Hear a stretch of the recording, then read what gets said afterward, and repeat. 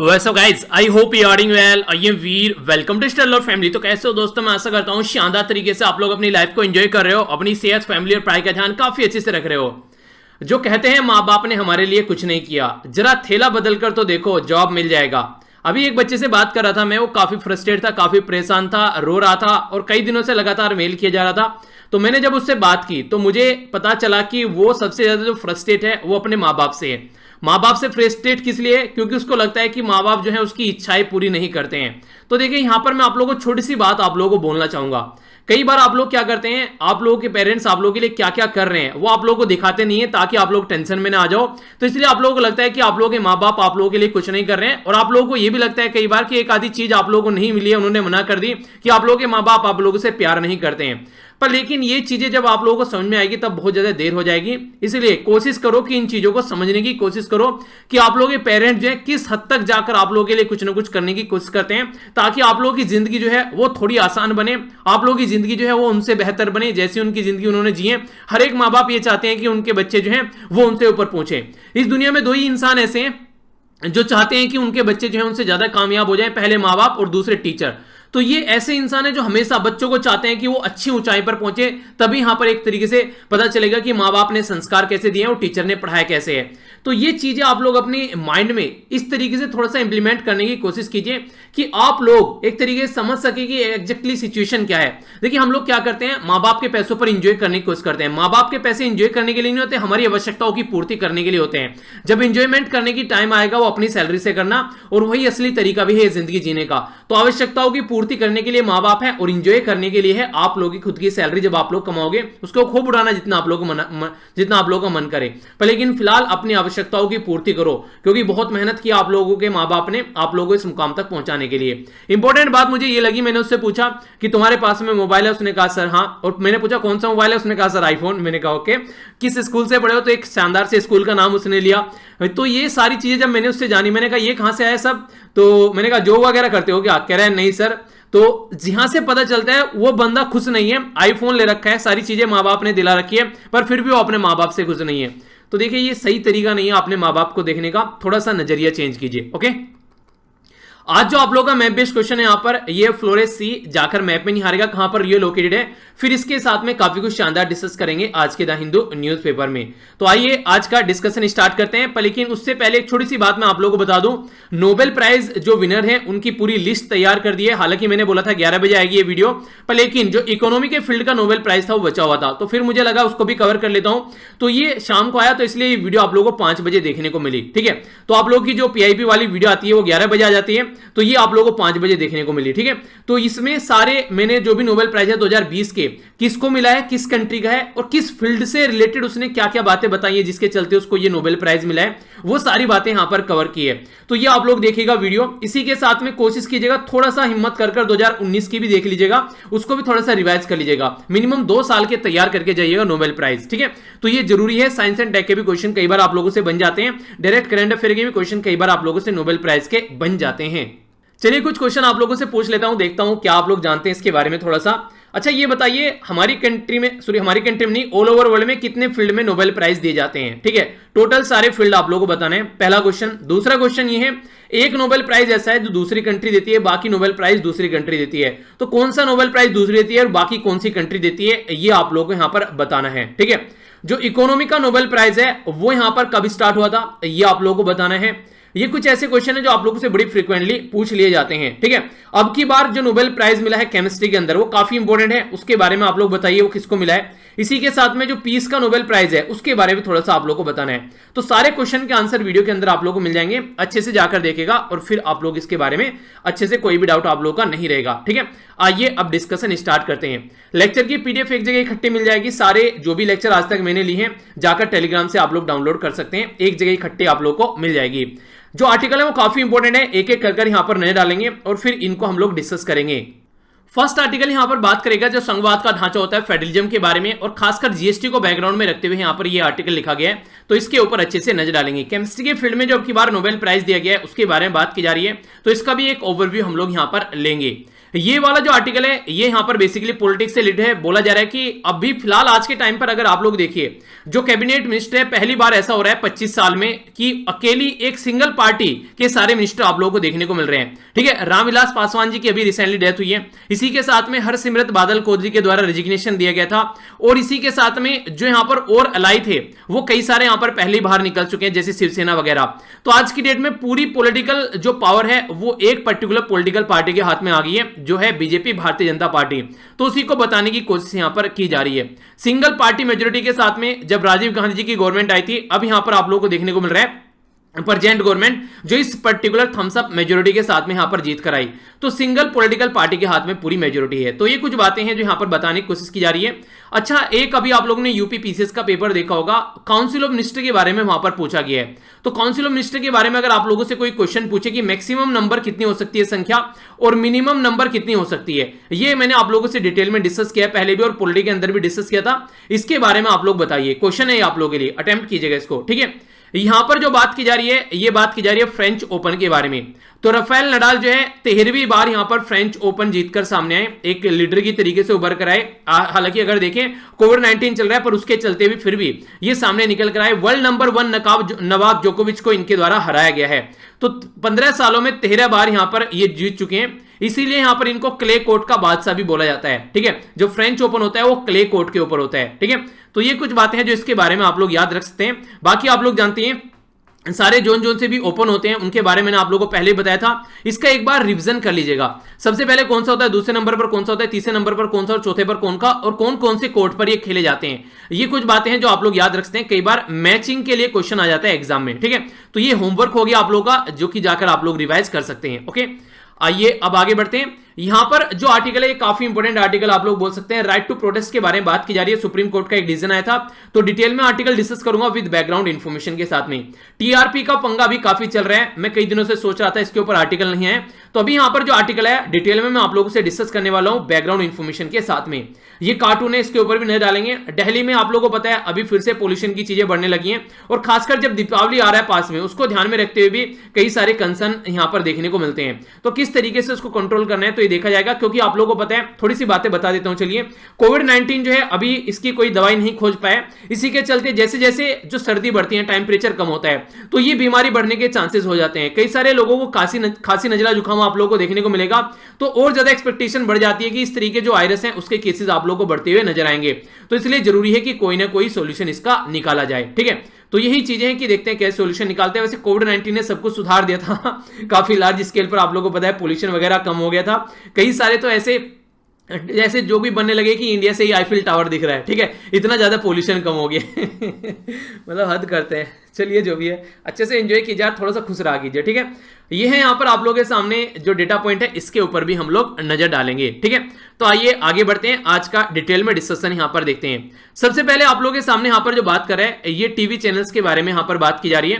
ठीक है, तो इसके बारे में आप लोग लगभग 40 से 50 शब्द लिखिएगा। कई सारे बच्चे काफी अच्छे से चीजों को एक्सप्लेन कर पाते हैं, एक दूसरे की चीजों को थोड़ा पढ़िएगा। अगर आप लोग एक्सप्लेन नहीं कर पाते हैं तो देखिए होता क्या है, कोई भी माँ के पेट से सीख के नहीं आता है। चीजों को ट्राई कीजिए तो आप लोग भी सीखने लगोगे, कोई बड़ी बात नहीं होती है। अगर आप लोग ट्राई करोगे तो सारी चीजें आप लोग के आगे एक पैटर्न में आप लोगों को समझ में आने लगेगी। ठीक है, तो इसलिए बोलता हूं कि हमेशा प्रैक्टिस करते रहिए, कोशिश करते रहिए। और कल काफी अच्छे से आंसर लेके ऐसा लग रहा था कि जैसे कि वेट कर रहे थे बस आंसर राइटिंग देना है। काफी बच्चों के द्वारा आंसर राइटिंग किया गया, आप भी इसी तरीके से आंसर राइटिंग कर सकते हैं। ग्रुप वीडियो के नीचे मिल जाएगा आंसर राइटिंग फेसबुक पर। ठीक है, या फिर वीडियो के नीचे भी आप लोग क्वेश्चन लिखकर पोस्ट कर सकते हैं। ओके, आइए अब आर्टिकल देखते हैं नेक्स्ट। कई सारे बच्चे बोल रहे थे सर ये बता दिया करो किस पेपर से यहां पर ये पूछा गया है और राइटर का नाम बता दिया करो। तो देखिए ये पढ़कर तो नहीं बताऊंगा मैं, क्योंकि कई सारे बच्चे ऐसे रहते हैं जो कि यहां पर अलग अलग फील्ड की तैयारी कर रहे हैं। ठीक है, कई सारे ऐसे हैं कि जो स्टेट पीसीएस की तैयारी कर रहे हैं, कई सारे ऐसे हैं बैंकिंग की तैयारी कर रहे हैं। ठीक है, कई सारे और भी अलग अलग एग्जाम की तैयारी कर रहे हैं, कई सारे ऐसे भी हैं जो नॉर्मल तरीके से बस इंफॉर्मेशन के लिए इसको देखते हैं। ठीक है, तो अगर मैं अलग से ये बताऊंगा जीएस पेपर 2 में है, 3 में है, तो मैं पढ़कर नहीं बताऊंगा, पर पीपीटी में इसको डाल दिया करूंगा। जो भी यूपीएससी की तैयारी कर रहा है वो देख लिया कीजिएगा। बाकी जो जनरल वे में पेपर सुनते हैं तो उनके लिए भी यहां पर कोई प्रॉब्लम नहीं रहेगी। ठीक है, तो स्लाइड में डाल दिया करूंगा कि हाँ यहां पर आप लोगों के सामने है कि इस पेपर से ही पूछा गया है। ठीक है, बाकी इसके बारे में अगर पढ़कर बताऊंगा कि हाँ गवर्नेंस पॉलिटिक्स एंड इससे पूछा गया है, या फिर इंफ्रास्ट्रक्चर रोल ऑफ मीडिया इससे पूछा गया है, तो इसमें भी काफी टाइम वेस्ट होगा। और जो दूसरे अगर किसी दूसरे एग्जाम की तैयारी कर रहे हैं तो उनके लिए थोड़ा सा कंफर्टेबल भी नहीं होगा। ये तो एक तरीके से बायसनेस हो जाएगी कि सर तो पूरा फोकस यूपीएससी के ऊपर ही दे रहे हैं। तो इससे क्या होगा, अगर मैं इसको पढ़कर नहीं बताऊंगा तो दो फायदे होंगे। एक तो देखिए, जो दूसरे अगर किसी और एग्जाम की तैयारी कर रहे हैं या फिर जो एग्जाम की तैयारी भी नहीं कर रहे हैं, नॉर्मल तरीके से न्यूज़पेपर देखने डिस्कशन, उनको एक तरीके से यहां पर ज्यादा परेशानी नहीं होगी और आप लोगों का भी काम पूरा हो जाएगा, क्योंकि पीपीटी में आप लोगों को मिल गया किस पेपर से पूछा गया, तो आप लोग भी अपने हिसाब से इसको अपने पेपर में सेट कर सकते हैं। अच्छा, इस सब्जेक्ट से क्वेश्चन बन सकता है। ठीक है, तो दोनों के काम पूरे हो जाएंगे। तो ये कि मतलब एक तरीके सबको ध्यान में रखते हुए काम आगे चलता रहना चाहिए। ठीक है, ओके। फिर भी कोई प्रॉब्लम हो तो नीचे कमेंट बॉक्स में बताइएगा। ओके, कई सारे बच्चे एक बात और सजेशन बोले थे कि सर कुछ थोड़े से इंपॉर्टेंट पॉइंट्स जो हैं, जो न्यूज़पेपर का बाकी एडिटोरियल तो कवर हो जाता है, पर बाकी न्यूज़पेपर में जो पॉइंट्स बचे हुए हैं उनको भी थोड़ा कवर कीजिए। तो पहले इसको थोड़ा सा ढंग से इंप्लीमेंट कर लेते हैं, क्योंकि इसमें एक्स्ट्रा टाइम लगने लगता है काफी। तो उसको थोड़ा सा कवर करता हूं, देखता हूं नेक्स्ट वीक में अगर कोशिश करूं तो नेक्स्ट वीक में आप लोगों का न्यूज में जो बेसिकली न्यूज का जो ओवरव्यू है वो भी आप लोगों को थोड़ा सा दे दिया करूंगा। ठीक है, तो इससे क्या होगा, कंप्लीट न्यूज़पेपर का डिस्कशन आप लोगों के सामने हो जाएगा। पर लेकिन एक बात ध्यान रखिएगा, फिर टाइम की बाउंडेशन मत रखिएगा मेरे ऊपर, क्योंकि 50 मिनट से ज्यादा वीडियो जाने वाली है। फिर अगर डिटेल में सारी चीजें डिस्कस करूंगा, फिर आप लोग टाइम की जो बाउंडेशन रखते हैं वो थोड़ी प्रॉब्लम क्रिएट कर देता है, तो उससे थोड़ा सा बचिएगा फिर। ठीक है, तो ये थोड़ी सी आप लोगों से रिक्वेस्ट है। ये जो आर्टिकल लिखा गया टीआरपी के बारे में, ये आईएएस ऑफिसर है तो जिनके द्वारा ये आर्टिकल लिखा गया, तो जानते हैं इस आर्टिकल के बारे में। तो कुछ बेसिक इंफॉर्मेशन आप लोगों को पहले बता दूं, आखिर ये न्यूज में किस लिए है। न्यूज में इसलिए अभी हमारी कंट्री में कई सारी ऐसी चीजें देखने को मिली है, मुंबई पुलिस के द्वारा जो सामने निकलकर चीजें आई है वो इसलिए कि यहां पर ये बोला गया है कि टीआरपी के साथ में घपला किया जा रहा है। टीआरपी को बोलते हैं यहां पर टारगेट रेटिंग पॉइंट्स, यानी कि टीआरपी टारगेट रेटिंग पॉइंट्स। इसका मतलब क्या होता है, इसका मतलब ये होता है कि जिस भी टीवी चैनल की टीआरपी जितनी ज्यादा होगी, यानी कि जिस भी टीवी चैनल को लिए माना जाता है टीआरपी का मतलब कि सबसे ज्यादा लोग इसको देख रहे हैं और सबसे ज्यादा लंबे समय तक इसको देख रहे हैं। यानी कि ऐसा देखिए, जैसे आप लोग मेरी वीडियो खोलते हैं यूट्यूब पर, एक तो ऐसा हुआ आप लोगों ने ये वीडियो खोली और ये वीडियो स्टार्टिंग से लेके लास्ट तक आप लोगों ने देखी, पहली तो बात ये होगी।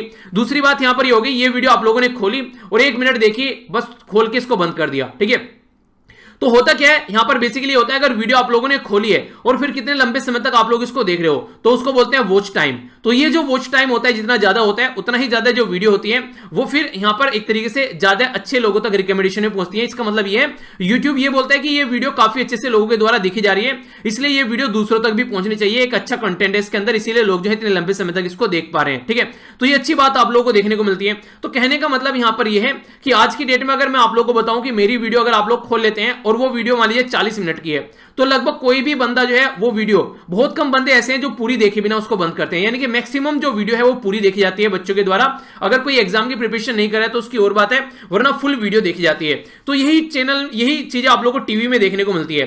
टीवी चैनल में अगर कोई वीडियो आप लोगों ने, कोई चैनल आप लोगों ने ज्वाइन कर लिया है कि आप लोग ये चैनल देख रहे हैं या फिर वो चैनल देख रहे हैं, दुनिया भर के चैनल आते हैं, उस चैनल को आप लोग ने खोला, ठीक है, खोल लिया, फिर कितने लंबे समय तक आप लोग उस चैनल को देख रहे हैं, तो वहां से टीआरपी डिसाइड की जाती है। तो टीआरपी जब एक बार आ जाती है सामने निकलकर, तो इसका मतलब ये होता है कि वो चैनल पे जो व्यूअर हैं वो सबसे लंबे समय तक टिके रहते हैं और ज्यादा चीजों को देखते हैं। तो इसका मतलब ये उस चैनल पर एडवर्टीजमेंट भी ज्यादा देने चाहिए, यानी कि वहां से एक तरीके से एडवर्टीजमेंट ज्यादा आएंगे वहां पर। जिस चैनल पर बच्चे जो हैं वो ज्यादा लंबे समय तक देखते हैं, उस चैनल पर आप लोगों को एडवर्टीजमेंट भी ज्यादा नजर आएंगे। उसका रीजन ये रहता है क्योंकि एक तरीके से जो एडवर्टाइजर है वो चाहते हैं कि उसी चैनल पर उनको लगाया जाए जहां पर बच्चे देख पाते हैं पूरा, ऐसा नहीं है कि बस वीडियो खोली और बंद कर दी।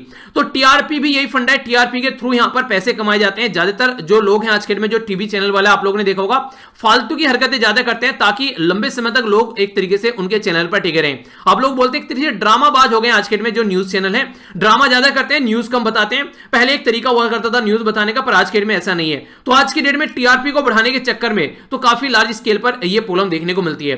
तो ब्रॉड जो हमारी कंट्री में यहां पर है, ब्रॉडकास्ट ऑडियंस रिसर्च काउंसिल, जिसको BARC आप लोग बोलते हैं, ये यहां पर हमारी कंट्री में डिसाइड करती है कि किस तरीके से टीआरपी को सामने लेकर आना है। टीवी चैनल अभी यहां पर सामने निकलकर यह है, खासकर रिपब्लिक टीवी का सामने निकलकर नाम आया कि हेरा फेरी कर रहा है काफी लार्ज स्केल पर टीआरपी के साथ में। ठीक है, रिपब्लिक टीवी जो चैनल है ये अर्णव भाई साहब का है, जो कि आप लोगों ने देखा भी होगा कैसी हरकतें करते हैं। ऐसा लगता ही नहीं है वो टीवी चैनल है। इससे अच्छा तो सास बहू का जो सीरियल है उसको छोड़कर भी आप लोग उसको देख सकते हैं। खूब एंटरटेनिंग चैनल आप लोगों को देखने को मिलेगा। तो ये जो हरकतें आज के में टीवी चैनल्स के टीवी एंकर्स के द्वारा की जा रही है, तो एक तरीके से लोगों के मन में उनकी जो इज्जत है वो घटती जा रही है और न्यूज देखना लोग जो है छोड़ रहे हैं कहीं ना कहीं। तो ये टीआरपी का जो चक्कर रहता है बेसिकली, एक तो मार्केट में और दूसरा होता है मार्केटिंग में, पहला होता है, दूसरा एडवर्टीजमेंट में। यानी कि मार्केटिंग और एडवर्टीजमेंट का जो बेसिकली रेवेन्यू होता है वो टीआरपी के बेस पर काफी लार्ज स्केल पर देखने को मिलता है। यानी कि आप लोगों ने अगर टेलीविजन खोल लिया है तो आप लोग मिनिमम 1 मिनट तक तो अगर उसको देख ही रहे हैं, यानी कि 1 मिनट तक तो कम से कम आप लोग उसको देखेगा, उससे पहले बंद नहीं कर रहे हैं, तो एक तरीके से वो वॉच टाइम में यहां पर काउंट होना स्टार्ट हो जाता है। और टीआरपी कैसे कैसे काउंट करते हैं इसके बारे में भी मैं आप लोगों से बातें करूंगा अभी। इसके लिए आप लोग अपनी कंट्री का पहले मैप देखिए। जैसे हमारी कंट्री में कुछ राज्य का नाम मैं आप लोगों के सामने लूंगा। राजस्थान हो गया, ठीक है, उत्तर प्रदेश हो गया, मध्य प्रदेश, गुजरात, महाराष्ट्र, छत्तीसगढ़, ठीक है। मान लीजिए ये राज्य हैं, ठीक है। ये राज्य क्या, राज्य तो वैसे मिलाकर हमारी कंट्री में 28 हैं और बाकी का 8 यूनियन टेरिटरी हैं। अगर हमारी कंट्री में जैसे जनरल इलेक्शन होते हैं, जनरल इलेक्शन हुए 2019 में, तो 2019 में जब जनरल इलेक्शन हुए और हम लोगों को ये देखना है कि हमारी कंट्री में जो है किसने जो वोट दी है वो बीजेपी को दी है और किसने वोट दी है वो कांग्रेस को दी है, किसने आम आदमी पार्टी को दी है। अगर हम लोग ऐसा चेक करना चाहते हैं तो इसका फंडा क्या होगा? इसका फंडा ये होगा कि हम लोग मैक्सिमम जाकर एक सैंपल तैयार करेंगे कि हाँ भैया, पूछ लेते हैं कुछ लोगों से कि वो किसको वोट देकर आए हैं। जैसे कुछ लोगों से पूछा उत्तर प्रदेश में, कुछ से पूछा राजस्थान में, कुछ से पूछा हरियाणा में, कुछ से महाराष्ट्र में, कुछ से छत्तीसगढ़ में, कुछ से गुजरात से, और अलग अलग तरीके के लोग होंगे। कुछ ऐसे होंगे जॉब वर्किंग होंगे, कुछ ऐसे होंगे किसान होंगे, कुछ ऐसे होंगे खुद का कोई बिजनेस कर रहे होंगे, कुछ ऐसे होंगे बच्चे होंगे पर लेकिन वोटिंग एज में आ गए, तो उनसे भी पूछा जा सकता है। तो इससे एक सैंपल तैयार किया जाएगा कि भैया ये किसको वोट देकर आए हैं, और इससे यहां पर यह बताया जाएगा कि कौन सी पॉलिटिकल पार्टी यहां पर जीत कर आ रही है। तो ऐसा ही फंडा यहां पर किया जाता है टीआरपी के लिए। टीआरपी में क्या किया जाता है, अलग अलग राज्य में अलग अलग कुछ घर चूज कर लिए जाते हैं और उन चूज में एक बैरोमीटर करके यहां पर सेट कर दिया जाता है, ठीक है। इसके बारे में अभी आप लोगों से बात करूंगा। बेसिकली यहां पर इसके बारे में थोड़ा सा जानेंगे आखिर कंडीशन क्या रहती है। तो एक मीटर है जो कि यहां पर सेट कर दिया जाता है, तो उसके चलते उसको फिर चेक किया जाता है, जिसके यहां पर यह है बैरोमीटर, ठीक है। ये जो बैरोमीटर है जब यहां पर लगाया जाता है तो ये चेक करता है कि इस घर में जो टीवी है वो कौन सा चैनल देख रहे हैं और यहां पर ये चैनल देखा जा रहा है वो कितने लंबे समय तक देखा जा रहा है। तो इस तरीके से एक सैंपल साइज यहां पर इकट्ठा किया जाता है। तो लगभग यहां पर जो ये बैरोमीटर है ये लगभग 45,000 घरों में यहां पर लगा रखा है, पर लेकिन यहां पर ये पता नहीं है जिसके घर में ये लगा हुआ है। यानी कि अगर ऐसा होगा तो फिर 45,000 कोई ज्यादा बड़ी संख्या नहीं है। सारे न्यूज चैनल जो है उन घरों पे पहुंच जाएंगे और वहां पर उनको बोलेंगे हम तुमको महीना 5,000 रुपए देंगे या महीना 10,000 रुपए देंगे, तुम हमारा चैनल खोले रखा करो। यहां तक भी कर सकते हैं, उस घर में टीवी लगा देंगे और टीवी लगा के बोल देंगे इस कमरे में ये टीवी चलता ही रहना चाहिए, बस चलते रहने के पैसे आप लोगों को मिलेंगे। तो ऐसी भी हरकतें की गई हैं, ऐसी हो नहीं सकती, ऐसी की जा रही हैं। तो अलग अलग एरिया से, अलग अलग कंट्री से यहां पर जो चीजें हैं उसको इकट्ठा करके पर्टिकुलर टाइम ड्यूरेशन के लिए एक टीआरपी निकाली जाती है 1 मिनट। अगर यहां पर कोई देखता है, ये इंटरनेशनल स्टैंडर्ड है, तो ये जो बैरोमीटर लगाया जाता है ये बैरोमीटर की फिर डिटेल्स चेक की जाती है। तो उसके बेस पर देखा जाता है कि हाँ किस चैनल को सबसे ज्यादा देखा जा रहा है, किस चैनल को सबसे लंबे समय तक देखा जा रहा है, ठीक है। एक तो ये हो गया, मान लीजिए कोई चैनल है, मान लीजिए स्टडी लवर चैनल है, ठीक है। आप लोग जो है इसको बहुत सारे आदमी देख रहे हैं, पर लेकिन सारे आदमी देखकर 1 मिनट देखकर बंद कर दे रहे हैं, वीडियो खुली 1 मिनट देखकर बंद कर दी। पर लेकिन दूसरा यह कि भले ही इसको कम आदमी देख रहे हैं पर लेकिन जो देख रहे हैं वो पूरी वीडियो देख रहे हैं, तो ये ज्यादा बेटर है, ठीक है। ये बिल्कुल ऐसी है नहीं कि बहुत सारा कुछ पढ़ के चले गए, समझ में कुछ नहीं आ रहा है, पर लेकिन जितना पढ़ के गए उतना समझ में आ गया, तो वो एक तरीके से अच्छे मार्क्स आप लोगों को देकर आएगा। तो टीआरपी में भी अगर वॉच टाइम ज्यादा लंबे समय तक है वो ज्यादा बेटर माना जाता है। इसका मतलब ये है कि प्रोग्राम सही है, जो बताया जा रहा है वो फालतू में टाइम पास नहीं किया जा रहा है। अगर फालतू में टाइम पास होगा तो इसका मतलब ये है कि उस पर कोई टिकेगा नहीं, और टिकेगा नहीं तो टीआरपी कम हो जाएगी। तो इसीलिए कई बार चैनल जो है, न्यूज चैनल जो है फालतू की हरकतें करते हैं ताकि लंबे समय तक लोग जो हैं वो यहां पर इस चैनल पर पर्टिकुलर टिके रहें। तो अभी क्या हुआ, यहां पर देखने को मिलेगा टीआरपी में घपलेबाजी की गई। घपलेबाजी कैसे की गई? जैसे कि मान लीजिए पता चल गया कुछ ऐसे पुराने जो रिटायर्ड सर्विस के ऑफिसर थे, जो यहां पर ये एजेंसी नहीं है broadcast audience research council India, तो इसके कुछ पुराने कुछ ऐसे इंप्लॉय थे जिनके तहत यहां पर ये पता चल गया कि हाँ भैया इन घर में ये मीटर लगे हैं। तो उन घर वालों को जाकर कुछ पैसा दे दिया और बोला गया कि आप लोग कंटिन्यूअस जो है ये चैनल चलाते रहिए, इतना पैसा आप लोगों को मिलेगा। तो ऐसी हरकतें यहां पर की गई है। प्रेजेंट में तो कोई ऐसा नहीं कर सकता है, पर लेकिन जो रिटायर हो चुके हैं अगर उनको पकड़कर कोई ऐसी हरकतें कराई जाए तो ऐसी कंडीशन यहां पर देखने को मिली। तो इसलिए मुंबई पुलिस ने बोला कि टीआरपी का घपलेबाजी की जा रही है अपना रिवेन्यू बढ़ाने के लिए। तो थोड़ा सा इसके बारे में जान लेते हैं। एक्स्ट्रा इन्फॉर्मेशन है ये बात की जा रही है broadcast audience research council India के बारे में। तो ये जो कंपनी है क्रिएट की गई थी 2010 में, ये ज्वाइंटली ओन की जाती है, कई सारे एडवर्टाइजर हैं, एड एजेंसीज हैं, ब्रॉडकास्टिंग कंपनीज एंड रिसर्च, ये Indian society of advertisement, Indian broadcast foundation और advertisement agency association of India, यानी कि बहुत बड़ी एक ऑर्गेनाइजेशन है यहां पर, जिसमें इतने सारे मेंबर आप लोगों को देखने को मिल जाएंगे एक तरीके से, जो कि वर्ल्ड में लार्जेस्ट टेलीविजन मेजरमेंट की बॉडी नॉर्मली बोली जाती है, जो कि यहां पर आज के डेट में हमारी कंट्री में जो टीआरपी ये लेकर आती है। पहले यहां पर ये काम जो थी मिनिस्ट्री ऑफ इंफॉर्मेशन ब्रॉडकास्टिंग, यहां पर इसको पॉलिसी नोटिफाइड कर दी थी कि ऐसा ऐसा होना चाहिए, पर लेकिन फिलहाल ये जो काम है यहां पर BARC रजिस्टर किया गया और इसके तहत यहां पर ये काम कराया जाता है हमारी कंट्री में रेटिंग के लिए। हेडक्वार्टर मुंबई में है और 2010 में इसको फाउंड किया गया था। पुनीत गोन का जो है आज के डेट में चेयरमैन है यहां पर, और इसी के साथ में सुनील लूला यहां पर इसके CEO हैं। ठीक है, तो ये जो इंडस्ट्री है ये बताती है कि किसकी टीआरपी कितने रहने वाले। से आप लोगों ने सुना होगा कपिल शर्मा शो की जो टीआरपी है वो हमेशा आई रहती है।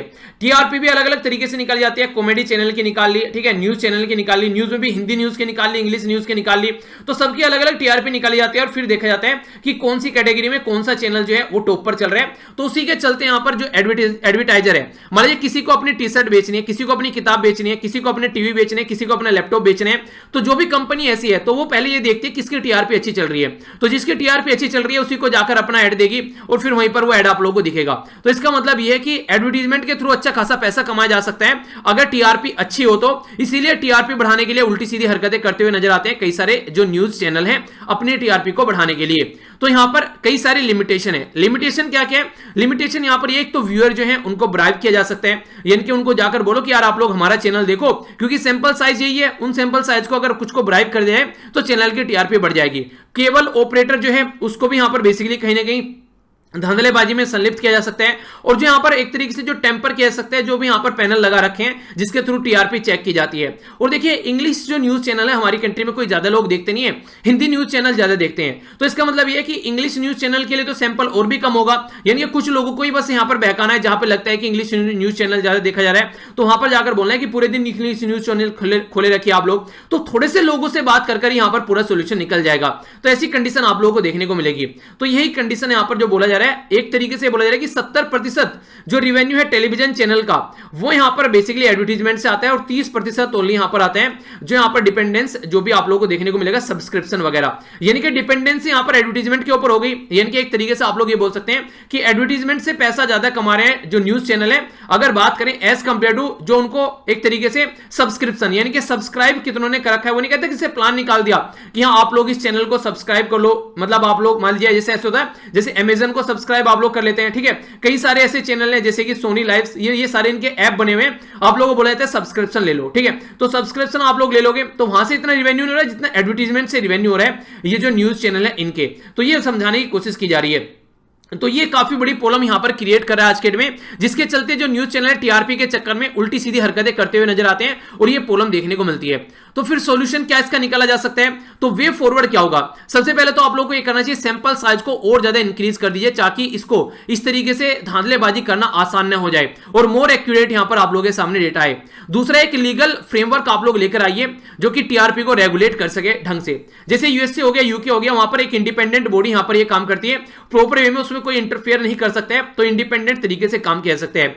चिप बेस एक्टिविटी यहां पर होनी चाहिए, जो सेटअप बॉक्स है उसमें कोई टेम्पर ना कर सके, उसको किसी भी तरीके से उसके अंदर छेड़खानी न कर सके, ठीक है। और इसी के साथ में यहां पर एक तरीके से आप लोग बोल सकते हैं telecom regulatory authority of India है, जो यहां पर टैरिफ वगैरह इनके बारे में जो एक तरीके से इसके द्वारा कंट्रोल किया जाता है, यहां पर ये जो टैरिफ वगैरह होते हैं, ठीक है, तो सब्सक्रिप्शन रेट कितना रहने वाला है तो वो काफी ज्यादा कम देखने को मिलता है कई बार, तो उसको थोड़ा सा बढ़ाया जाए ताकि टीआरपी के चक्कर में जो है वो न्यूज चैनल ज्यादा न बढ़े। तो ये भी यहां पर बात बोली गई है। हालांकि राइटर जो है बड़ी अच्छी लाइन बोलते हैं यहां पर, आप लोगों ने सुना होगा कि हमाम में सब नंगे हैं, यानी कि everyone is naked in the public बात, यानी कि वो नहीं कहते एक तरीके से कि हाँ एक तरीके से बोलने के लिए तो सब सामने आ रहे हैं, कुछ हो सकता है कोई ऐसा ना करो पर लेकिन कोई ना कोई किसी न किसी लेवल पर ये सारी हरकतें कर ही रहा है टीआरपी को बढ़ाने के लिए।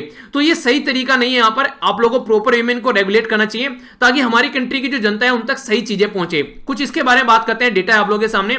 हमारी कंट्री में आज के डेट में यहां पर ये 760 मिलियन से लेकर 800 मिलियन तक जो इंडिविजुअल हैं वो टीवी देखते हैं पर वीक का डेटा यहां पर निकल के आ रहा है। 1 million is equal to 10 lakh होता है। अगर इसको 10 और आप लोग यहां पर इसमें मल्टीप्लाई कर देंगे तो फिर आप लोगों को एग्जैक्ट नंबर इंडिया में देखने को मिल जाएगा। तो यहां पर हालांकि ये भी भी एग्जैक्ट नंबर है, मान लीजिए लाख में आप लोगों को नंबर देखने को मिल जाए कितने लाख लोग यहां पर देख रहे हैं।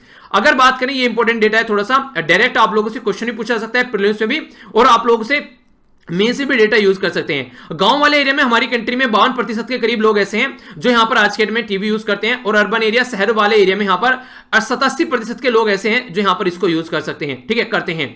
तो 555 मिलियन जो इंडिविजुअल हैं वो टीवी ट्यून करते हैं, और लगभग 3 से 3.5 घंटे या फिर 3.25 घंटे तक यहां पर वो पर डे टीवी देखते हैं। यानी कि जैसे आप लोग जो यूट्यूब वगैरह देखते हो ना, इस तरीके से कई सारे लोग जो है वो टीवी के शौकीन रहते हैं, तो डेली का 3 से लगभग 4 घंटे के बीच में वो टीवी देखते हैं।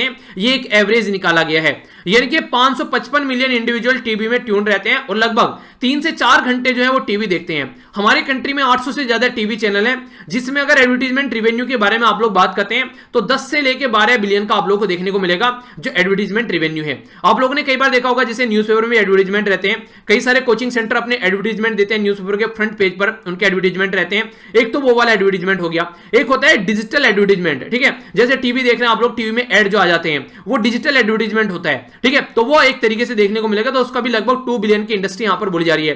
तो एक ह्यूज इंडस्ट्री है और पैसे के पीछे दुनिया भागती है, तो ये सबसे बड़ी प्रॉब्लम यहां पर क्रिएट करता है। तो इसी के चलते ये प्रॉब्लम यहां पर देखने को मिलती है, ठीक है। तो क्वेश्चन आप लोगों के सामने, what is TRP, why was it's manipulated, क्यों मैनिपुलेट की जाती है, ठीक है। तो क्या इसको कोई रेगुलेट करना चाहिए, तो रेगुलेट अगर करना चाहिए तो कैसे करना चाहिए, तो ये क्वेश्चन है जो आप लोगों को अटेम्प्ट करना है, ठीक है। तो सारी चीजें मैंने आप लोगों को बता दी यहां पर, कौन रेगुलेट करता है, क्यों इसको रेगुलेट करना चाहिए, मैनिपुलेट क्यों किया जाता है, टीआरपी क्या है, तो इसके रिलेटेड आप लोग अच्छे से अब क्वेश्चन को अटेम्प्ट कर सकते हैं, ठीक है। कोशिश कीजिएगा अच्छे से, जो कोई फर्स्ट टाइम आंसर लिख रहे हैं तो कोशिश कीजिएगा पहले दूसरों के आंसर पढ़ लीजिए, कई सारे बच्चे काफी अच्छे आंसर लिख रहे हैं, ठीक है, तो कंफ्यूजन नहीं होना चाहिए माइंड में। आगे चलता हूं, नेक्स्ट जो आर्टिकल है यहां पर, इसके बारे में बात करते हैं। ये जो आर्टिकल लिखा गया, दिल्ली जो यूनिवर्सिटी है यहां पर उसके टीचर हैं जिनके द्वारा ये आर्टिकल लिखा गया है। आर्टिकल किसके बारे में बात कर रहे हैं, ये आर्टिकल यहां पर बात कर रहे हैं फंडा, एक तरीके से हमारी कंट्री में अगर बात करें राइट टू प्रोटेस्ट के बारे में, फंडामेंटल राइट है, इसी के साथ में राइट टू मूवमेंट के बारे में बात की जा रही है। तो इसको हम लोग समझते हैं आखिर ऐसा क्या हो रखा है यहां पर। देखिए, आप लोगों को देखने को मिला था शाहीन बाग में काफी लंबे समय तक, लगभग 3 से 4 महीने तक वहां पर लोगों ने प्रोटेस्ट किया। लोगों ने क्या, मेनली यहां पर मुस्लिम महिलाएं थी जिनके द्वारा प्रोटेस्ट किया गया सिटीजनशिप अमेंडमेंट को लेकर, ठीक है, एनपीआर को लेकर और एनआरसी को लेकर। सिटीजनशिप अमेंडमेंट एक्ट क्या था यहां पर, कि बांग्लादेश, पाकिस्तान और अफगानिस्तान से जो मुस्लिम कम्युनिटी है उनको छोड़कर बाकी माइनॉरिटी को इंडिया में अलाउ किया जाएगा एज ए सिटीजनशिप लेने के लिए, ठीक है। तो ये काफी बड़ा मुद्दा यहां पर चला था, जिसको मेनली प्रोटेस्ट का मुद्दा यहां पर माना गया कि इसके खिलाफ प्रोटेस्ट यहां पर किया जाएगा। तो प्रोटेस्ट देखने को मिला, तो जहां पर ये लोग इकट्ठा हुए थे उस पर्टिकुलर एरिया में प्रोटेस्ट किया गया। तो इस पर्टिकुलर एरिया के जो लोग रहते थे, जिनके यहां पर घर थे, उनको काफी प्रॉब्लम फेस करनी पड़ी। बच्चे स्कूल भी जाते हैं, इसी के साथ में कई सारे पेशेंट्स बीमार हैं, इमरजेंसी में उनको कहीं जाना है, इसी के साथ में और भी कई सारी प्रॉब्लम देखने को मिल जाती है। उनके घर पर न्यूज़पेपर नहीं आ रहा है, दूध वाले नहीं प्रॉपर वे में आ पा रहे हैं, सब्जी नहीं ला पा रहे हैं, मार्केट से कोई सामान नहीं ला पा रहे हैं, तो काफी सारी ऐसी प्रॉब्लम देखने को मिली। तो सुप्रीम कोर्ट में केस पहुंचा। हालांकि जैसे ही हमारी कंट्री में जब आप लोगों को देखने को मिला कि लॉकडाउन लगाया गया, ये प्रोटेस्ट वगैरह सारे खत्म कर दिए गए, पर लेकिन फिर भी एक काफी बड़ी प्रॉब्लम यहां पर ये देखने को मिली कि ये प्रॉब्लम इतनी बड़ी हो गई कि सुप्रीम कोर्ट में पहुंच गया और सुप्रीम कोर्ट ने इसके ऊपर सुनवाई की। तो उसके बारे में यहां पर बात कर रहा हूं, समझ लेते हैं। यहां पर सिटीजनशिप अमेंडमेंट एक्ट के खिलाफ यहां पर लोगों के द्वारा प्रोटेस्ट किया गया शाहीन बाग वाले एरिया में। तो ये लगभग दिसंबर से लेकर मार्च तक चला, यानी कि 4 महीने तक लगभग ये प्रोटेस्ट चला। तो जब प्रोटेस्ट के चलते सुप्रीम कोर्ट में केस पहुंचा, तो सुप्रीम कोर्ट ने बोला कि ये अनएक्सेप्टेबल है, यानी कि इतने लंबे समय तक आप लोग ब्लॉकेड लगाए रखें, तो पब्लिक पाथवे में ये सही तरीका यहां पर नहीं है, ठीक है। तो इस तरीके से ये गलत तरीका है, इसको आप लोग फॉलो करके नहीं चल सकते। अगर आप लोग इस तरीके से काम करेंगे तो फिर एडमिनिस्ट्रेशन को आप लोग को हटाने की इजाजत दी जाएगी, अनुमति दी जाएगी। तो कोर्ट ने क्या बोला यहां पर, कोर्ट ने यह बोला है कि देखिए सही है कि हाँ आप लोगों का राइट है कि आप लोग प्रोटेस्ट करें, ठीक है, पीसफुल प्रोटेस्ट करिए, ये आप लोगों का राइट है, प्रोटेस्ट कर सकते हैं। अगर आप लोगों को लगता है कि गवर्नमेंट कुछ गलत कर रही है, लेजिस्लेशन के खिलाफ आप लोग प्रोटेस्ट कर सकते हैं, ये सही है, कोर्ट ने बोला। पर लेकिन इसका मतलब ये नहीं कि आप लोग दूसरों की लाइफ में इंटरफेयर करेंगे, यानी कि आप लोगों का जो प्रोटेस्ट है वो दूसरों के ऊपर कोई ज्यादा प्रॉब्लम न डाले। यानी कि राइट टू प्रोटेस्ट जो आप लोगों का है, पर लेकिन राइट टू फ्री मूवमेंट भी लोगों के पास में है, तो उसको भी आप लोगों को ध्यान में रखते हुए काम करना पड़ेगा। यानी कि जो केस था यहां पर, इसको बोला गया right to protest versus right to free movement. तो ये केस यहां पर देखने को मिला। आइए कुछ बेसिक बातें आप लोगों से कर लेता हूं, एक्स्ट्रा बातें हैं यहां पर जो कि बेसिक बैकग्राउंड इंफॉर्मेशन है। राइट टू प्रोटेस्ट जो है हमारी कंट्री में, अगर बात करें कॉन्स्टिट्यूशनल प्रोविजन के बारे में, तो आर्टिकल 19 का सेक्शन ए सेक्शन 1 का सबसेक्शन ए में तो freedom of speech and expression की बात की जाती है, ठीक है। तो राइट टू प्रोटेस्ट जो पीसफुल के बारे में बात की जाती है तो आप लोगों को यहां पर देखने को मिलेगा आर्टिकल 19 का सेक्शन 1 का सब सेक्शन बी जो है ये यहां पर बेसिकली बात करता है कि पीसफुल होना चाहिए यहां पर एक तरीके से, और कोई भी आम वगैरह इनके ऐसा नहीं कि यहां पर बंदूक गोले बारूद तलवार चाकू लेकर वहां पर पहुंच जाओ, ऐसा नहीं होना चाहिए। ठीक है, तो ये तो फिर एक तरीके से वहां पर मार काट करा देगा। तीसरा जो यहां पर आर्टिकल है आर्टिकल 19 यानी कि 19 का सबसेक्शन जो बी है यहां पर ये यानी कि 2 है यहां पर, ये इंपोज करता है रीजनेबल रिस्ट्रिक्शन, यानी कि कुछ रिस्ट्रिक्शन भी लगाई जाती है। आप लोगों को पता है, आप लोगों के फंडामेंटल राइट जो है वो पार्ट 3 में आते हैं। पार्ट 3 में आप लोगों को आर्टिकल 12 से लेकर आर्टिकल 35 तक फंडामेंटल राइट नजर आते हैं। तो इस फंडामेंटल राइट में आर्टिकल 19 के बारे में बात करें तो इसके ऊपर एक रीजनेबल रिस्ट्रिक्शन लगाई जा सकती है, यानी कि ऐसा नहीं है कि आप लोग फंडामेंटल राइट है कि आप लोग फ्री एक्सप्रेशन कर सकते हैं, जो कुछ चाहे आप लोग बोल सकते हैं, पर लेकिन ऐसा नहीं कि दूसरे को गाली देते घूम रहे हैं। ठीक है, आप लोगों को फ्री मूवमेंट है, आप लोग किसी को भी जाकर टक्कर मार रहे हैं, तो ये नहीं करना है। ठीक है, तो इसका मतलब ये कि रीजनेबल रिस्ट्रिक्शन है, आप लोगों के फंडामेंटल राइट वहीं तक ही सीमित है जब तक ये दूसरे को नुकसान नहीं पहुंचा रहे। तो ये बातें यहां पर समझाने की कोशिश की गई है। तो रीजनेबल जो रिस्ट्रिक्शन यहां पर बोला गया है, तो अगर हमारी कंट्री की सोवरेनिटी और इंटीग्रिटी को अगर कोई नुकसान पहुंचाता है, इसी के साथ में सिक्योरिटी ऑफ द स्टेट को कोई नुकसान पहुंचाता है, अगर हमारी कंट्री के रिलेशन अच्छे हैं किसी कंट्री के साथ में और आप लोगों का प्रोटेस्ट उसको नुकसान पहुंचा रहा है, पब्लिक ऑर्डर को बेकार कर रहे हैं, मोरलिटी के नाम पर यानी कि गलत तरीके से काम कर रहे हैं, ठीक है, कोड ऑफ कंडक्ट के खिलाफ आप लोग प्रोटेस्ट कर रहे हैं, तो ये सारी चीजें अगर यहां पर देखने को मिलेगी तो फिर ये इसके ऊपर रिस्ट्रिक्शन लगाई जा सकती है। इस तरह का प्रोटेस्ट नहीं है कि आप लोग अपने हिसाब से प्रोटेस्ट करते रहें, तो इसको यहां पर रोका जाएगा। ये बातें समझाने की कोशिश की जा रही है। ठीक है, इसी के साथ में यहां पर जो राइटर बोल रहे हैं कि गांधी जी के द्वारा भी बोला गया था कि ये क्या कर रहे हैं यहां पर, अब राइटर जो है ये क्रिटिसाइज कर रहे हैं सुप्रीम कोर्ट को, यानी कि सुप्रीम कोर्ट के द्वारा जो बोला गया है कि हाँ आप लोगों जो प्रोटेस्ट करना है, एक तो आप लोग पब्लिक प्लेस को यहां पर ब्लॉक नहीं कर सकते, ठीक है, दूसरा एक प्रीडिफाइंड जगह पर आप लोग प्रोटेस्ट करिएगा, ऐसा नहीं कि आप लोग कहीं पर भी जाकर प्रोटेस्ट करने लगेंगे, यानी कि जैसे कि जंतर मंतर पहुंच गए रामलीला मैदान, वहीं पर ही जाकर आप लोगों को प्रोटेस्ट करने हैं। तो ये बात बोली गई है कोर्ट के द्वारा। अब राइटर क्या बोल रहे हैं, राइटर यहां पर ये बोल रहे हैं तो बिल्कुल गलत तरीका है। अगर मान लीजिए जंतर मंतर पर बैठकर कोई प्रोटेस्ट करेगा, उससे किसी को कोई नुकसान नहीं होगा और वहां पर प्रोटेस्ट करते रहेंगे, मीडिया हाउसेज उनको कोई दिखाएगा नहीं कि भैया वहां पर कोई प्रोटेस्ट कर रहा है, ठीक है, तो जनता पर प्रेशर कैसे बनेगा, ये तो जनता पर प्रेशर ही नहीं बनेगा, इनडायरेक्ट वे में तो वहां पर कोई पड़ा रहे मरता रहे, जनता क्या बिगड़ रहा है गवर्नमेंट का, ठीक है, मीडिया उसको कवर नहीं करेगा, आराम से काम चलती रहेगी, मीडिया गवर्नमेंट के खिलाफ कुछ बोलेगा नहीं, आप लोगों को पता है क्या कंडीशन बन जाती है। तो इसके चलते यहां पर क्या ये सही है, यहां पर तो राइटर यहां पर ये बोल रहे हैं कि ये सही तरीका यहां पर नहीं है। ठीक है, ये तो बिल्कुल वही बात होगी कि पहले तो यहां पर अंग्रेज थे, ठीक है, यहां पर यही बात बोली गई है कि पहले हमारे ऊपर अंग्रेज रूल करे थे, अब अंग्रेजों को हटाकर आप लोगों ने बोला कि हमारी कंट्री के लोग रूल करेंगे, ठीक है, यानी कि इंग्लिश मैन नहीं होंगे पर रूल वैसा ही रहेगा। यानी कहने का मतलब यह अंग्रेज रूल करे चाहे हमारे खुद के लोग इस तरीके से रूल करें, हमारी डेमोक्रेसी को क्वेश्चन मार्क लगाएं, तो ये सही तरीका नहीं है। आप लोगों को डेमोक्रेटिक कंट्री हमारी क्वेश्चन पूछने का हक है। अगर कोई क्वेश्चन पूछ रहा है, उनको लगता है कि गवर्नमेंट ने ठीक नहीं किया तो यहां पर उनका हक है कि वो क्वेश्चन पूछे, और अगर गवर्नमेंट उनकी नहीं सुन रही है तो फिर उनको हक है प्रोटेस्ट करें। अगर प्रोटेस्ट आप लोग बोल दे किसी पार्क में जाकर बैठ जाओ तो इससे तो गवर्नमेंट के कान पर जू ही नहीं चलेगी। गवर्नमेंट को क्या करना है उसका कि जब जो नॉर्मल लाइफ चल रही है, तो इसीलिए जरूरी है कि एक तरीके से ये बोल रहे हैं तो कोई सुनने वाला भी है, अगर सुनने वाला ही नहीं होगा तो कैसे काम चलेगा यहां पर, ठीक है। तो ये बातें यहां पर समझाने की कोशिश की गई है। और जो लोग आज के में यहां पर पावर में बैठे हुए हैं, ये बात भी महात्मा गांधी जी के द्वारा बोली गई थी कि देखिए जिनके हाथ में पावर आ गई है, लोगों के हाथ में, वो बेसिकली रियल स्वराज का मीनिंग ये नहीं है कि कुछ लोगों के हाथ में पावर दे दी। रियल स्वराज का मतलब ये कि कैपेसिटी लोगों की बढ़ाओ, ठीक है, कि पर्टिकुलर हाथ के एक हाथ में यहां पर एक ऑथोरिटी ना रहे और वो उसका मिसयूज न करे, ठीक है। तो democracy is not democracy if dissent is disallowed. खुद सुप्रीम कोर्ट ने ये बोला है कि डेमोक्रेसी डेमोक्रेसी नहीं है, यानी कि जनतंत्र जनतंत्र नहीं है जब तक यहां पर आप लोग एक तरीके से कोई सहमत नहीं है, अगर उसको अलाउ नहीं करते हैं, यानी कि अगर कोई बोलता है गवर्नमेंट ये गलत कर रही है, उठाकर उसको जेल में डाल दो, तो वो डेमोक्रेसी नहीं रह गई फिर। तो ये चीजें आप लोगों को समझनी पड़ेगी। पर लेकिन यहां पर बोला गया कि protest can not be indefinite, यानी कि एक तरीके से ये लंबे समय तक नहीं चल सकता है, ये बोला गया कोर्ट के द्वारा, और एक डेजिग्नेटेड प्लेस पर ही होना चाहिए, यानी कि जहां पर जैसे कि जंतर मंतर पर जाकर ही प्रोटेस्ट करो, सड़कों पर मत करो।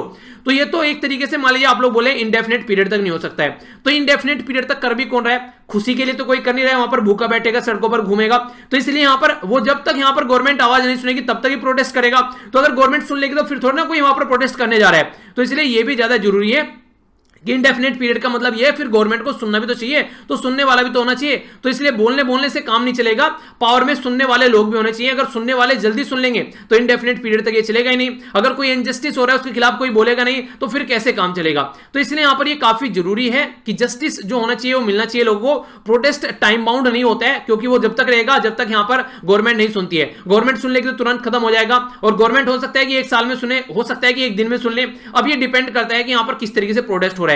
पर लेकिन अगर पीसफुल इस तरीके से चलिए, पीसफुल प्रोटेस्ट आप लोग बोल सकते हैं, पर लेकिन अगर एक पर्टिकुलर जगह पर और टाइम बाउंड मैनर में प्रोटेस्ट आप लोग करने के लिए बोलेंगे, फिर तो गवर्नमेंट ने सुन लिया, फिर तो कोई नहीं सुनने वाला है। तो ये गलत तरीका है, यहां पर राइटर को ये चीज पसंद नहीं आ रही है यहां पर, ठीक है। बाकी ये जो बेसिक इंफॉर्मेशन आप लोगों को बताइए, डायरेक्ट एग्जाम में क्वेश्चन देखने को मिल जाता है आप लोगों के लिए, तो इसको थोड़ा सा ध्यान से आप लोग सुनिएगा, ओके। नेक्स्ट जो आर्टिकल है आप लोगों के सामने, यहां पर ये बात करें फेडरलिज्म के बारे में। फेडरलिज्म बोलते हैं संघवाद का ढांचा। तो यहां पर पक्षपातपूर्ण बोला जा रहा है, यहां पर जो अभी फेडरलिज्म देखने को मिल रहा है हमारी कंट्री में, क्या क्या चीजें अभी आप लोगों को देखने को मिल रही है उसके बारे में बात कर लेते हैं। देखिए अगर बात करें, अभी आप लोग देखते हैं 2017 में हमारी कंट्री में जीएसटी लाया गया, ठीक है। जीएसटी जिस पैटर्न पर लाया गया था उस पैटर्न को यहां पर इसको इंप्लीमेंट नहीं किया जा रहा है। हमारी कंट्री में जीएसटी लाने का बेसिक पर्पज ये था, कई सारी बातें बोली गई थी कि जैसे कि कई सारे इनडायरेक्ट टैक्स, यानी कि जो जनता डायरेक्ट पे नहीं करती है, इनडायरेक्ट वे में गवर्नमेंट के पास में जाते हैं। आप लोग आज के में मोबाइल फोन खरीद के लेकर आते हैं तो उस पर इनडायरेक्ट टैक्स आप लोग पे करते हैं, तो गवर्नमेंट तक पहुंच जाता है वो। तो इस तरीके से समझ में यहां पर ये आता है कि जिस तरीके से यहां पर जो इनडायरेक्ट टैक्स है वो सारे सब्ज्यूम कर जीएसटी में डाल दिए गए, तो राज्य को कई सारे नुकसान यहां पर देखने को मिले। तो गवर्नमेंट ने ये बोला था कि आपका नुकसान नहीं होने देंगे, अगर कोई नुकसान होगा तो हम लोग उसकी भरपाई करेंगे। पर लेकिन जब भरपाई करने की बात यहां पर आई तो गवर्नमेंट ने मना कर दिया। तो ये कंडीशन यहां पर देखने को मिल रही है। तो 3 साल हो चुके हैं जीएसटी और इसके बीच में कोरोना वायरस भी आ गया, तो प्रॉपर वे में उसको इंप्लीमेंट नहीं किया गया है जिस तरीके से उसको इंप्लीमेंट किया जाना चाहिए था, ठीक है। ट्रस्टी विद डेस्टिनी, ठीक है। तो यहां पर आप लोग देख सकते हैं इसको, हमारी कंट्री के पहले प्राइम मिनिस्टर जवाहरलाल नेहरू जी के द्वारा यहां पर स्पीच दी गई थी, ट्रस्टी विद डेस्टिनी, यानी कि भाग्य के साथ प्रसार। तो ये जो बात यहां पर उस तरीके से बोली गई थी, तो ये सबको साथ में लेने वाली बात यहां पर देखने को मिली थी। ऐसा नहीं है कि आप लोग अपने अपने बारे में यहां पर सोचोगे। तो अभी कंडीशन जो देखने को मिल रही है वो यही बोल रही है। और अरे हाँ, एक बात और याद रहेगी, अभी जो यूपी पीसीएस का पेपर आप लोगों को यहां पर देखने को मिला, उसमें आप लोगों से डायरेक्ट क्वेश्चन पूछे जाते हैं। जैसे सिटीजनशिप के बारे में बात की जा रही है, तो मैंने कई बार आप लोगों को जैसे चीजें पढ़ाई थी, यहां पर आप लोगों ने देखा भी होगा जो भी पेपर देकर आए हैं, तो वहां पर क्या बात की जा रही थी। वहां पर काफी इंटरेस्टिंग चीज में यह बोला गया कि जैसे क्वेश्चन पूछा गया, ठीक है, क्वेश्चन पूछा गया यहां पर सिटीजनशिप के बारे में। तो मैंने आप लोगों को पढ़ाया था कि यहां पर पार्ट सेकंड में आता है, किस आर्टिकल से किस आर्टिकल तक आता है, यह भी मैंने आप लोग कई बार पढ़ा है, ठीक है। तो आर्टिकल 5 से लेकर आर्टिकल 11 तक आप लोगों को देखने को मिलता है। तो इस तरीके से घुमा फिरा कर क्वेश्चन पूछे जा रहे हैं, वही क्वेश्चन आप लोगों से कभी किसी डायरेक्शन में पूछ ले गए तो कभी किसी डायरेक्शन में, तो उनको आप लोग ढंग से तैयार रखिएगा तो कोई प्रॉब्लम झेलनी नहीं पड़ेगी एग्जाम में, ठीक है। तो इसलिए कहता हूं कि ढंग से लेक्चर सुना कीजिए, कोई कंफ्यूजन हो तो फिर उसको बोलिए, उसको फिर आगे आने वाले टाइम में क्लियर किया जाएगा। Controller and auditor general of India, उनके द्वारा रिसेंटली अभी बोला गया कि जो सेस लगाया जाता है गवर्नमेंट के द्वारा, सेस क्या होता है, ये होता है टैक्स ऑन टैक्स, यानी कि टैक्स ऑलरेडी लग गया है उसके ऊपर सेस लगा देते हैं कि भैया इस सेस पे करना है, किसके लिए, एजुकेशन के लिए, किसके लिए, इन्वायरमेंट के लिए, किसके लिए, इंफ्रास्ट्रक्चर के लिए, किसके लिए, जीएसटी कंप्लीट करने के लिए, जो भी यहां पर भरपाई होती है उसकी जीएसटी की भरपाई करने के लिए, अगर कोई शॉर्टफॉल बचता है तो इसके चलते यहां पर क्या हुआ, गवर्नमेंट ने अपने पास ही रख लिया, वो रिवेन्यू स्टेट तक नहीं पहुंचा। तो स्टेट के पास में जो रिवेन्यू नहीं पहुंचा उसके चलते स्टेट फ्रस्ट्रेट हो गए, ठीक है। तो स्टेट ने बोला सेंट्रल गवर्नमेंट को पैसा दो, तो सेंट्रल गवर्नमेंट ने बोला कि आप लोग उधार ले लो, यानी कि एक तरीके से जो इंजॉय कर रही है खुद सारे टैक्सेशन राइट, स्टेट गवर्नमेंट के पास में कोई टैक्स नहीं है, और स्टेट गवर्नमेंट अगर कह रही है हमारे पास में टैक्स नहीं है, लगाने का हक भी नहीं है टैक्स, तो सेंट्रल गवर्नमेंट बोल रही है कि उधार ले लो आरबीआई से जाकर, या तो आरबीआई से उधार ले लो या फिर आरबीआई की हेल्प से किसी और से उधार ले लो। तो ऐसी ऐसी बातें यहां पर गवर्नमेंट के द्वारा बोली गई। कुछ बातें अगर सेंट्रल गवर्नमेंट के बारे में बात करें तो सेंट्रल गवर्नमेंट क्या कर रही है, एक ही जूता सबके पैर में फिट करने की कोशिश कर रही है। कुछ ऐसी चीजें हैं जो पूरी कंट्री में एक ही तरीके से इंप्लीमेंट करने की कोशिश कर रही हैं। हमारी कंट्री काफी डाइवर्स कंट्री है, फिर भी एक ही तरीके से चीजों को इन्फोर्स किया जा रहा है, तो ये गलत तरीका है। इंप्रूव करने की बात की जा रही है, ईज ऑफ डूइंग बिजनेस की, हमारी कंट्री में ranking ease of doing business जो है किसके द्वारा तैयार किया जाता है, ये वर्ल्ड बैंक के द्वारा तैयार किया जाता है। तो ये जो वर्ल्ड बैंक के द्वारा तैयार किया जाता है, वर्ल्ड बैंक खुद अपनी इस रैंकिंग से खुश नहीं है। वो बोल रहा है जो भी हम लोग इंडिकेटर यहां पर लेकर आते हैं वो इंडिकेटर प्रॉपर नहीं है। खुद वर्ल्ड बैंक जो है वो इसका क्रिटिसिज्म कर रहा है और बोल रहा है कि इसके अंदर इंप्रूवमेंट होना चाहिए, और हम लोग उस ease of doing business ranking के ऊपर कूद रहे हैं। तो ये सही तरीका नहीं है। इस तरीके से आप लोग अगर चीजों को देखकर चल रहे हो तो यहां पर चीजें आप लोगों को समझनी पड़ेगी किस तरीके से आप लोगों को लेकर चलनी है, ठीक है। तो यहां पर जो बेसिकली क्रिटिसिज्म के चलते फिर भी जो पैरामीटर है वो आप लोगों को देखने को मिलेगा, इक्विटी, वेलफेयर, इन्वायरमेंट, सस्टेनेबिलिटी, ठीक है। कंसर्न क्या डब्ल्यूएचओ का, वो बोल रहा है कि एक तरीके से कहीं ना कहीं जो एस्टिमेशन लगाया जा रहा है, मान लीजिए चाइना की ईज ऑफ डूइंग बिजनेस हम लोगों ने अच्छी कर दी, पर लेकिन रियलिटी में ग्राउंड लेवल पर अगर देखेगा तो चाइना में उस लेवल की ईज ऑफ डूइंग बिजनेस है नहीं। इंडिया की ईज ऑफ डूइंग बिजनेस हम लोगों ने अच्छी कर दी, पर लेकिन उसका जीडीपी के भी जो इंपैक्ट पड़ना चाहिए वो पड़ नहीं रहा है। तो इसका मतलब है कहीं ना कोई तो कमी है ना। आप लोगों को मैंने बोला ये 4 किताबें आप लोग पढ़ लो, आप लोगों ने लग कर वो 4 किताबें पढ़ दी, ठीक है। आप लोगों ने बोला कि ये 4 किताबें पढ़ ली हम लोगों ने पूरे अच्छे से, पर लेकिन फिर मैंने आप लोगों का एक टेस्ट लिया, टेस्ट में है कि पास ही नहीं हो पा रहे हैं, तो उससे क्या क्या मतलब हो गया कि चार किताबें पढ़ी नहीं है, टाइम पास किया गया है। तो वही कंडीशन आप लोगों को देखने को मिलती है कि क्रिटिसिज्म यही हो रहा है कि जो रैंकिंग आ रही है वो रैंकिंग तो बढ़ रही है, पर लेकिन उसका जो आउटपुट बढ़ना चाहिए ग्राउंड लेवल पर वो नजर नहीं आ रहा है। तो इसका मतलब ये कि रैंकिंग में कुछ ना कुछ गड़बड़ है। तो जो वर्ल्ड बैंक खुद कह रहा है कि हमारी रैंकिंग में गड़बड़ है, हम लोग उसके ऊपर कूद रहे हैं कि हमारी रैंकिंग ये चल रही है, हमारी रैंकिंग वो चल रही है। तो इसलिए थोड़ा सा चीजों को लेकर चलना पड़ेगा। और ऐसा नहीं है कि जिस पॉलिटिकल पार्टी की पावर सेंटर में है वही पॉलिटिकल पार्टी स्टेट में होगी तो ही चीजें नॉर्मल हो पाएगी। अगर ऐसा चलता रहा तो चीजें जो है वो कभी भी जल्दी से नॉर्मल नहीं होने वाली है। तो एक रिलेशनशिप अच्छी होनी चाहिए सेंटर और स्टेट के बीच में। पहले ऐसा होता था सिंगल पार्टी रूल हमारी कंट्री में हुआ करता था जब देश आजाद हुआ, जो सेंट्रल गवर्नमेंट है वही स्टेट गवर्नमेंट है, तो इसी के चलते चीजें आसान हो जाती थी। सेंटर ने जो बोला स्टेट ने सारे ने फॉलो कर लिया। पर लेकिन फिर आगे चल के ऐसा नहीं रहा। अब आज के डेट में बहुत सारे राज्य ऐसे देखने को मिले किसी और गवर्नमेंट है और कई सारे राज्य ऐसे देखने को कोई और गवर्नमेंट है। तो वहां पर चीजें आप लोगों को नॉर्मल तरीके से लेकर चलनी पड़ेगी। एक पर्टिकुलर पॉलिटिकल पार्टी के इर्द गिर्द चीजें नहीं यहां पर घूमनी चाहिए। एक इंटरनल डायलॉग होना चाहिए, एक संघवाद का ढांचा होना चाहिए। जिस तरीके से जीएसटी आप लोगों ने बोला था कि एक संघवाद का ढांचा है, उस संघवाद के ढांचे को आप लोगों को इंप्लीमेंट करना पड़ेगा प्रॉपर वे में, तभी चीजें जो है वो सही डायरेक्शन में यहां पर चल पाएगी। वरना ये जो तरीका चल रहा है यहां पर इस तरीके से कि खुद टैक्स लगा रहे हैं, खुद ही इकट्ठा कर रहे हैं, अगर कोई कमी पड़ रही है राज्य को तो पैसा नहीं दे रहे हैं, आखिर कब तक चलेगा? ठीक है, तो ये सही तरीका नहीं है, ये थोड़ा सुधारना पड़ेगा सेंटर स्टेट के रिलेशन के भी बारे में अगर हम लोग बात करते हैं तो।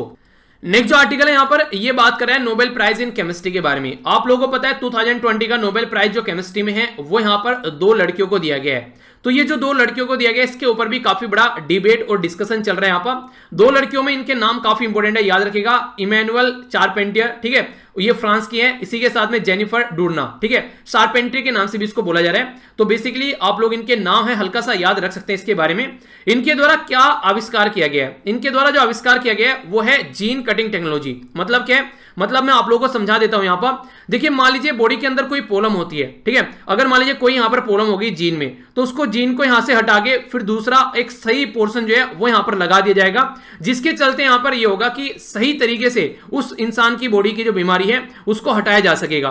तो क्या मतलब हो गया? मतलब ये हो गया कि जो बीमारी के इलाज आज तक नहीं हो पाएंगे उन बीमारियों के इलाज भी यहां तक हम लोग खोज पाएंगे जीन कटिंग टेक्नोलॉजी के थ्रू। तो क्या ये पहली बार हो रहा है? नहीं, ये पहली बार नहीं हो रहा है, पहला भी ऐसे हो चुका है, ठीक है। तो यहां पर अब की बार पर पहली बार ऐसा हुआ कि पूरी कंप्लीट जो वुमेन टीम है उसको ये प्राइज दिया गया है। तो यहां पर ऐसा पहले कब हुआ है? पहले यहां पर हो चुका है चाइना के अंदर में। चाइना में यहां पर एक तरीके से जीन एडिट करके एक बेबी भी यहां पर एक तरीके से बनाया गया था चाइना में। तो ये जो टेक्नोलॉजी यहां पर यूज की जा रही है, ऐसा नहीं है कि आज यूज की जा रही है, एनिमल, प्लांट्स और माइक्रो ऑर्गेनिज्म में पहले से यहां पर इसको यूज किया जा रहा है। इसके चलते जो क्रॉप रेजिलियंस हम लोग बनाते हैं, जैसे जीएम क्रॉप के बारे में बात करते हैं, तो वो आप लोगों को देखने को मिलती है। कैंसर ट्रीटमेंट के लिए भी यहां पर जीन को मैनिपुलेट करके यूज किया जा सकता है। तो और ज्यादा शार्प तरीके से आने वाले टाइम में हम लोग यहां पर इसको यूज कर पाएंगे।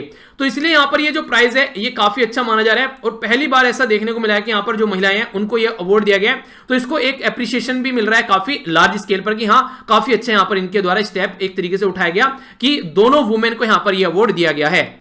अब आप लोगों से अगर बात करूं यहां पर, ये तो मैंने आप लोगों को बता दिया किस किस में नोबेल प्राइज किसको मिला है, किसके लिए मिला है, पर लेकिन ऐसा नहीं है कि यहां पर पहली बार इसकी डिस्कवरी की गई है। ये 1987 में पहली बार जो जापानीज जो रिसर्चर हैं उनके द्वारा यहां पर इसको खोजा गया था कि हाँ, ऐसा कोई आविष्कार है जिसके बारे में हम लोग काम कर सकते हैं और जिससे कई सारी प्रॉब्लम का सॉल्यूशन निकाल सकते हैं। और आज की डेट में भी ऐसा नहीं है, इन्हीं महिलाओं के द्वारा इसके ऊपर काम किया गया और भी कई सारे लोग इसके ऊपर काम कर रहे थे और काफी अच्छे लेवल पर।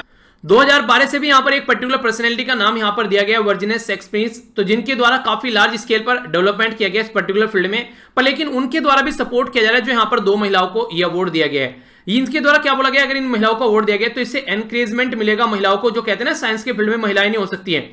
तो एक तरीके से वो जो एक माइंडसेट है वो माइंडसेट आप लोगों को यहां पर ब्रेक होता हुआ नजर आएगा, ठीक है।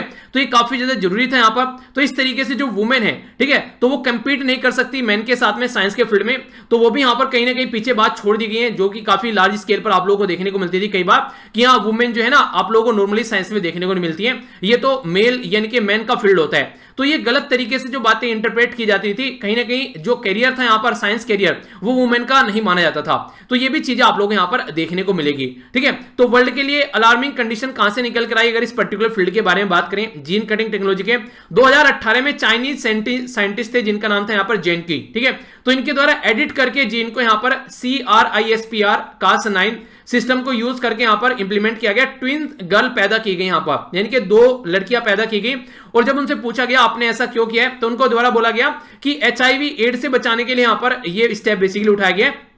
जो यहां पर HIV एड वाला जीन था उसको एडिट कर कर इनकी बॉडी को फिट करने की कोशिश यहां पर की गई है। यानी कि कहने का मतलब यहां पर यह है कि अगर देखिए सही चीजें, जैसे मोबाइल है आप लोगों के हाथ में, अगर आप लोग उसको ढंग से यूज करते हैं तो बहुत ही इफेक्टिवली यूटिलाइज कर सकते हैं, पर लेकिन अगर गलत तरीके से यूज करते हैं तो फिर भी आप लोग उसको गलत तरीके से भी काफी इफेक्टिवली एक तरीके से यूटिलाइज कर सकते हैं।